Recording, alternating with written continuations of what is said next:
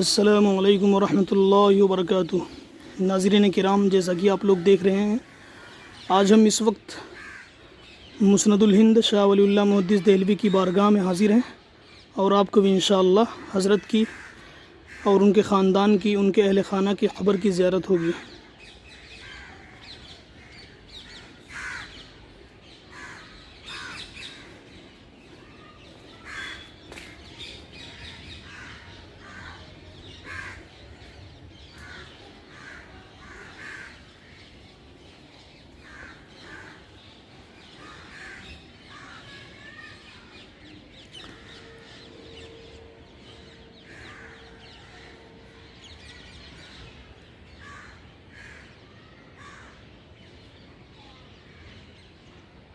हम लोग शाह साहब के रोज़े पर हाज़िर हो रहे हैं।